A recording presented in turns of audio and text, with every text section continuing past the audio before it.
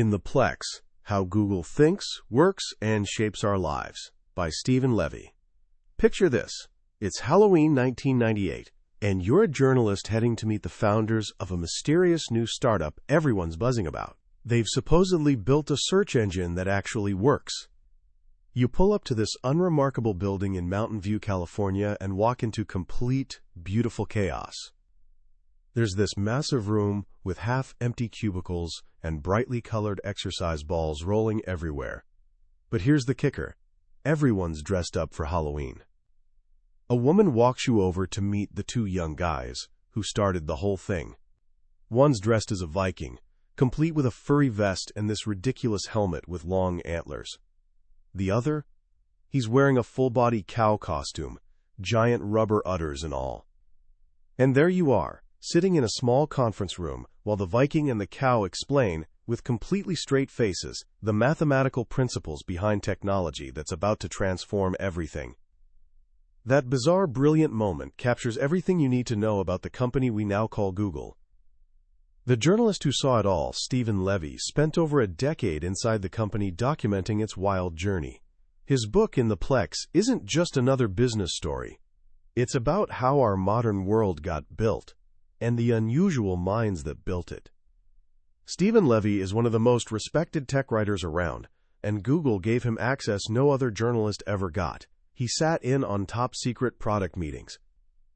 He traveled the world with future company leaders. He witnessed the arguments, the eureka moments, and the full-blown crises. What he found was a company built on one powerful idea. With enough data and computing power, you can solve almost anything. But it was also built on a quirky philosophy, wrapped up in a simple, almost innocent phrase that became both its North Star and its heaviest burden. Don't be evil. Today we're stepping inside the Googleplex. By the end, you won't just understand how Google search works or how the company prints money. You'll get inside the minds of two Stanford grad students who built a machine that basically became the third part of our brain. And you'll discover how their way of thinking can help you tackle your own ambitious projects. Every great story starts with a problem, and in the mid-1990s, the Internet had a massive one. The World Wide Web was this incredible, sprawling universe of information, but navigating it was a complete nightmare. Search engines like AltaVista and Excite were clumsy and ridiculously easy to trick. They just counted how many times a word showed up on a page. So if you searched for university, you might land on some tiny college's website that just repeated university 100 times in the header. The web was like a library where someone had dumped all the books on the floor, and nobody knew how to organize them. Enter two Stanford PhD students, Larry Page and Sergey Brin. Larry was the quiet, intense, visionary type. He grew up surrounded by computers. His dad was a computer science professor. From early on, Larry didn't just want to invent stuff. He wanted to change the entire world. He was obsessed with thinking massive. If someone suggested a modest solution, Larry's brain would immediately leap to the grand, audacious, seemingly impossible version. His heroes weren't just inventors, but people like Nikola Tesla, a genius who Larry felt had failed because he couldn't commercialize his ideas. Larry learned from that. Inventing wasn't enough. You had to build at a scale that could actually impact humanity. Sergey was the charismatic, playful math whiz. Born in Soviet Russia, his family escaped the country's anti-Semitism when he was young. That experience gave him a deep appreciation for freedom and a healthy suspicion of authoritarian systems. At Stanford, people knew him as the guy zipping through hallways on rollerblades. But behind the goofiness was a formidable mathematical brain. These two guys were what their colleagues called Montessori kids. Maria Montessori's educational philosophy is all about letting children follow their curiosity, question authority, and figure things out themselves. That mindset was coded into their DNA. They constantly asked, why does it have to be this way? So when they looked at the mess of internet search, they asked that exact question. Why were search engines so terrible? They realized everyone else was looking in the wrong place. The answer wasn't hidden inside web pages. The answer was in the links between pages. In academia, you can figure out which research papers matter most without even reading them. You just count how many other important papers cite them. A paper cited by hundreds of scholars is probably more significant than one cited by two.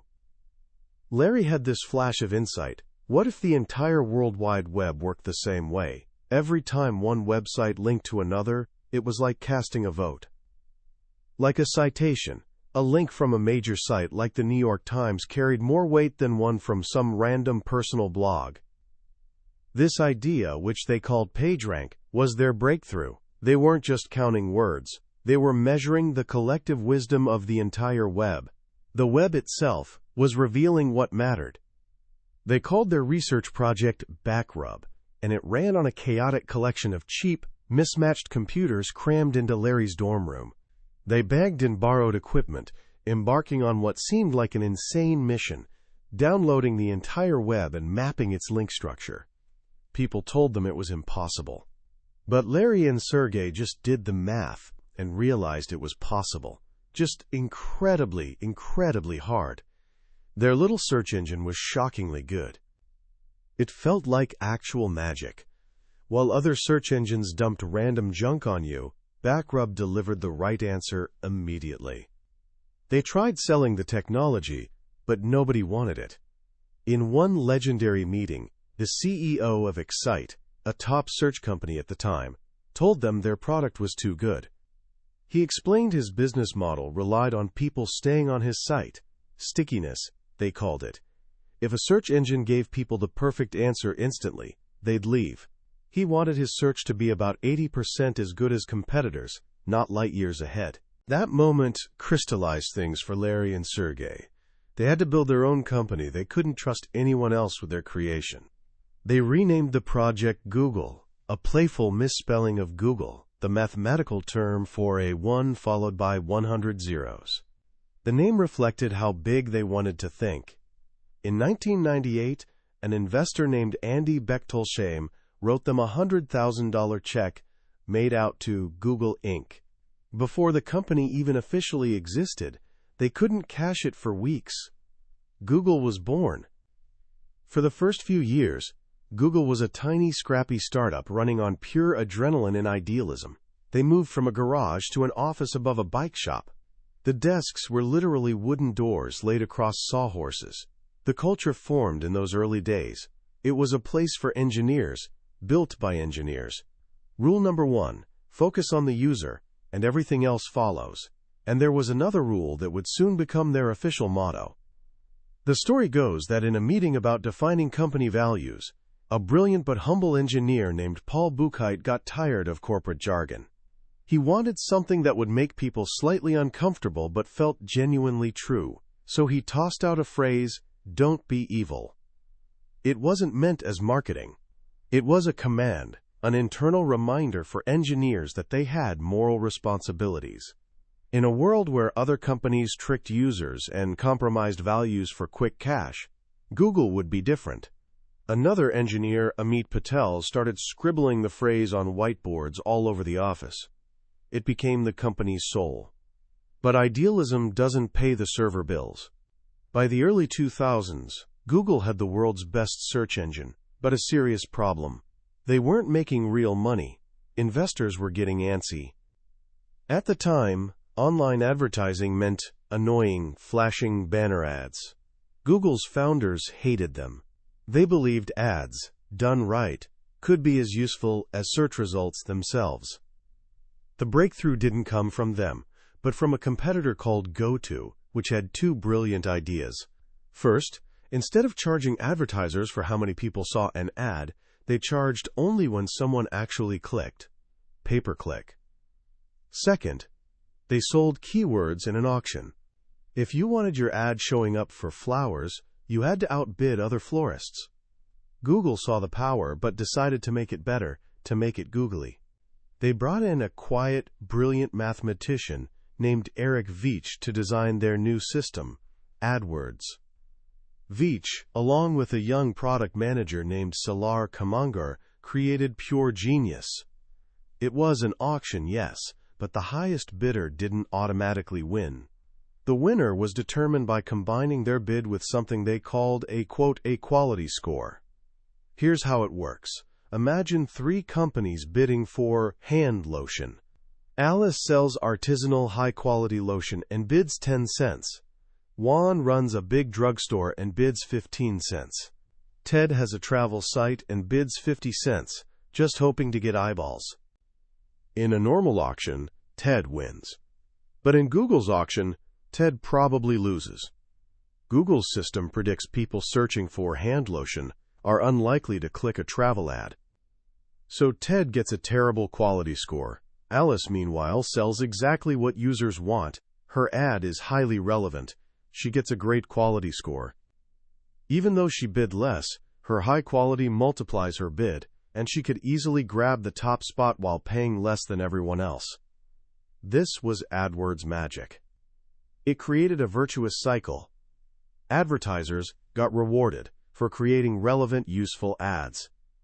Users were happy because ads actually helped them, and Google made a fortune. Money started flooding in so fast that Google's new CEO, Eric Schmidt, brought in to provide adult supervision, instituted what he called the hiding strategy. He was terrified that if Microsoft discovered how much money they were printing, the Seattle giant would wake up and crush them. For years, Google's incredible profitability was its biggest secret. That river of cash changed everything. It let Google fund its grand ambition, organizing all the world's information, not just what was on the web. Larry's old dream of scanning every book ever written was back on the table.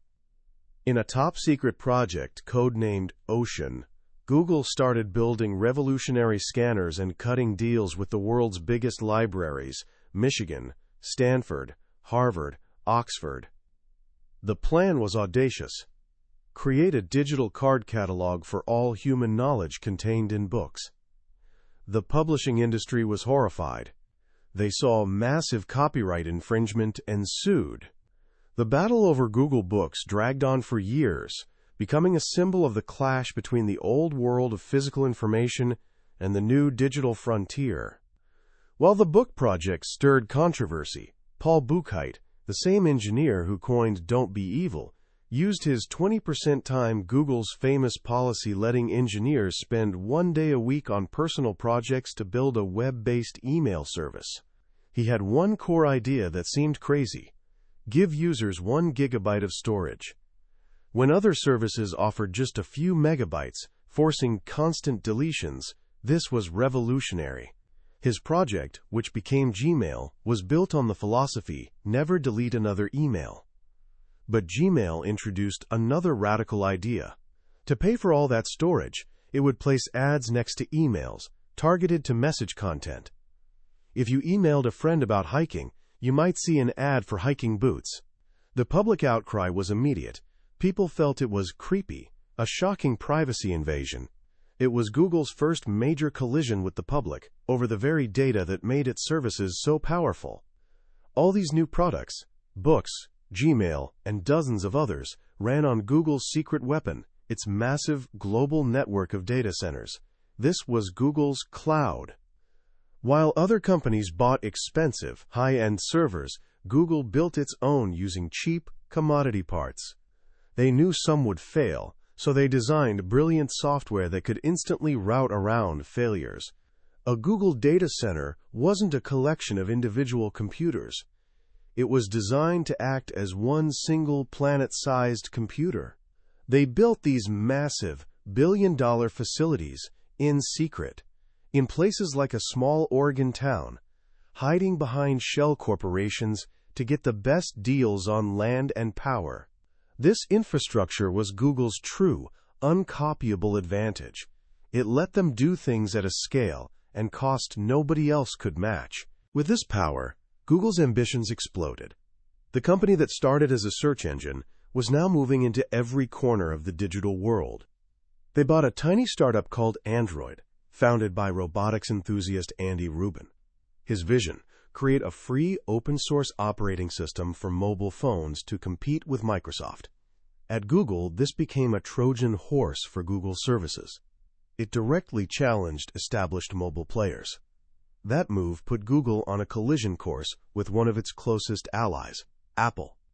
Apple's CEO, Steve Jobs, had been something of a mentor to Larry and Sergey. Google's CEO, Eric Schmidt, even sat on Apple's board. The two companies worked together, putting Google Maps and YouTube on the first iPhone. But as Android's ambitions grew, Jobs felt betrayed. He saw Android not as friendly competition, but as theft, a direct rip-off of the iPhone's look and feel. The warm relationship turned bitter. At an internal Apple meeting, Jobs reportedly vented his frustration with Google's "Don't be evil" motto. "It's bullshit," he said. Google was no longer the lovable underdog. It was a global superpower, and with that came new challenges and enemies. Nowhere was this clearer than in China. Entering China presented Google with its greatest moral dilemma. To operate there, they'd have to censor search results, complying with the Chinese government's demands to block information on democracy, Tiananmen Square, and Falun Gong. The decision tore leadership apart. Eric Schmidt and Larry Page argued that being in China, even compromised, was better than not being there. They believed providing even limited information access would be a force for good. But Sergey Brin, whose family fled Soviet oppression, was deeply troubled. He saw it as a deal with the devil. Ultimately, they decided to enter, launching a censored search engine at google.cn. They tried being transparent, placing notices saying some results may have been removed. But they faced worldwide criticism for collaborating with a repressive regime. For several years, Google walked this tightrope. They built a large Beijing office, led by charismatic executive Kai-Fu Lee, trying to compete with local giant Baidu. But the government relationship stayed tense. The breaking point came in late 2009. Google discovered they'd been hit by a massive, sophisticated cyber attack from China. Hackers stole valuable intellectual property, but more disturbingly, they'd broken into Gmail accounts of Chinese human rights activists. For Sergey, this was the final straw. He'd been outvoted on entering China, but now he argued with all his moral force that Google couldn't stay complicit. The company, he insisted, had to stop censoring. After weeks of intense emotional debate, he won. Larry sided with him, and a reluctant Eric Schmidt agreed. In January 2010, Google made a stunning announcement. They'd no longer censor Chinese search results. They effectively pulled their search engine from the mainland, redirecting users to their uncensored Hong Kong site. It was unprecedented for a major American corporation, a moment when "Don't be evil" was more than a motto. It was a billion-dollar decision. Just as Google grappled with these global challenges, a new threat emerged closer to home. Not another search engine, but a completely new way of organizing information: social networking. Companies like Facebook were built on a different premise. They believed the most important information didn't come from algorithms, but from your friends. What your social circle talked about, shared, and liked mattered more than what a machine told you was important. This was a philosophical threat to Google's existence. Worse, Facebook was a walled garden. Google's web crawlers couldn't get inside to index its vast growing universe of personal data. Google had fumbled its own early social attempts. A service called Orkut became huge in Brazil and India, but flopped everywhere else. Another, Dodgeball, a location-based social service, languished from neglect. Its founder, Dennis Crowley, left and started successful competitor Foursquare. Google was now uncomfortably chasing taillights. They launched Google Buzz, integrated into Gmail. It was supposed to be Google's answer to Twitter and Facebook, but it was a privacy disaster from the start. By default, it publicly revealed people you emailed most frequently, exposing private connections and causing massive backlash. Google scrambled to fix it, but the damage was done. The Google story, as Steven Levy tells it, is about a company growing up. It went from brilliant, idealistic, slightly naive teenager to powerful, complex, sometimes conflicted adult. It changed the world, just as its founders dreamed. but it learned that changing the world is messy business. The company, born from a desire to make things simple and accessible, became a sprawling empire, fighting wars on multiple fronts against Apple in phones, Microsoft in search, and Facebook for the web's future. All the while, it constantly looked over its shoulder, defending against governments, regulators, and critics, who now saw it not as a force for good, but as power to be feared. The Viking and the cow were no longer in a dorm room. They were leading one of the most powerful companies in human history, facing a world far more complicated than any algorithm could calculate. When you step back and look at Google's story, it's easy to get lost in the technology, the algorithms, the data centers, the incredible engineering.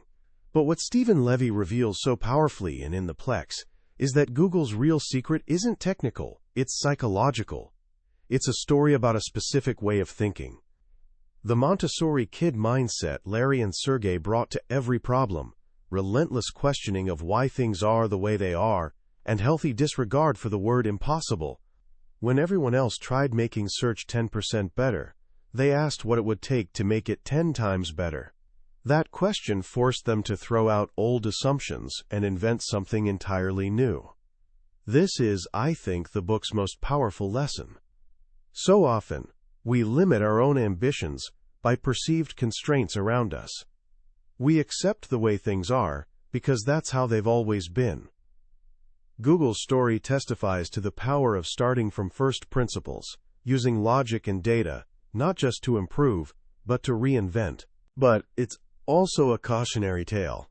Google's greatest strength, unwavering faith in data and algorithms, also became its greatest blind spot. The company was brilliant at understanding systems, but sometimes struggled understanding people.